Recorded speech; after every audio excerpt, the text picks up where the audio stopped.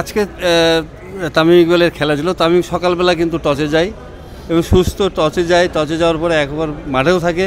মাঠে থাকার পরে সে অসুস্থ বোধ করার পরে সে কেপিজি হাসপাতালে ভর্তি হওয়ার জন্য চলে আসে এবং কেপিজি হাসপাতালে ভর্তি হয়। এখানকার ডাক্তাররা কিন্তু তাকে ছাড়বো না বলে করে, কিন্তু সে নিজের থেকেই সম্ভবত শিপনকে ফোন করে যে আমার জন্য একটা এয়ার অ্যাম্বুলেন্স ব্যবস্থা করেন, আমি ঢাকাতে চলে যাব। তো এয়ার অ্যাম্বুলেন্সে ফোন করার পরে আমাকে শিপন যখন বলে যে একটা হেলিকপ্টার নামার ব্যবস্থা করেন, আমি অ্যাথলেটিক্স মাঠ এবং ক্রিকেট 1 নম্বর মাঠে নামার জন্য ব্যবস্থা করি। তো অ্যাথলেটিক্স মাঠে হেলিকপ্টারটা নামে। যখন হেলিকপ্টার নামে তখন এখানে তামিম মনে হয় শুনছে এবং জোর করেই সে বলে আমি সুস্থ আছি, আমার কিছু হয় নাই বলে সে ডাক্তারদেরকে বলে অ্যাম্বুলেন্সে করে বিকেএসপি যায়। কিন্তু বিকেএসপি যাওয়ার পরে এখানকার ডাক্তাররা তাকে মানা করেছে, ডাক্তার সাথেও যায় যে এয়ার অ্যাম্বুলেন্সে তুলে দেবে, কিন্তু এই মুহূর্তে তার তখন আর পালস পাওয়া যায় না। যখন আমরা এয়ার অ্যাম্বুলেন্সে তুলতে যাব তার কোনো পালস পাওয়া যাচ্ছিল না।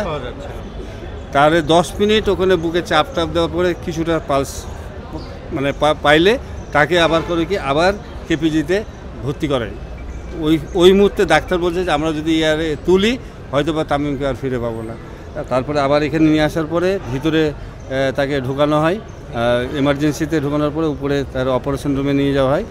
সেখানে ব্লক ধরা পড়ে এবং একটা ব্লক ধরাতে ওখানে রিং পরানো হয়। এখন কি অবস্থা? এখন কিছুটা হলেও আশঙ্কামুক্ত, এখন অবজারভেশনে আছে। পুরাটা ডাক্তাররাই বলবে। আপনাদের জন্য মনে হয় একটা সেমিনার রুমে ওয়েট করছে, আপনি তাদের কাছ থেকে শুনতে পারবেন।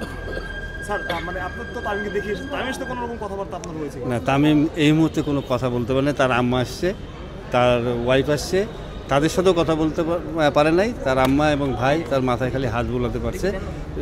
তারপর অপারেশনের পরে থিয়েটার থেকে বের করার সময় তার আম্মা তার মাথায় হাত বুলে দোয়া করে।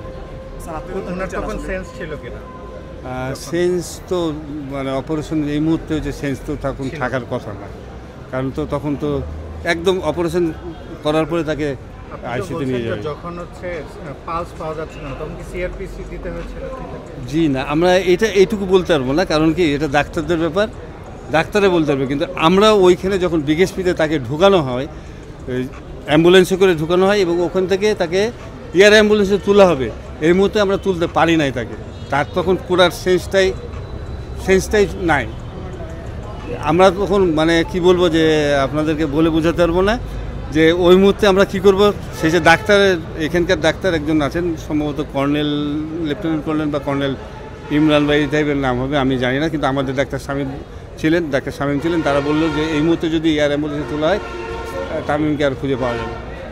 আপনার নামটা কি স্যার? আমি Montu Dutta, chief coach cricket, BKSP.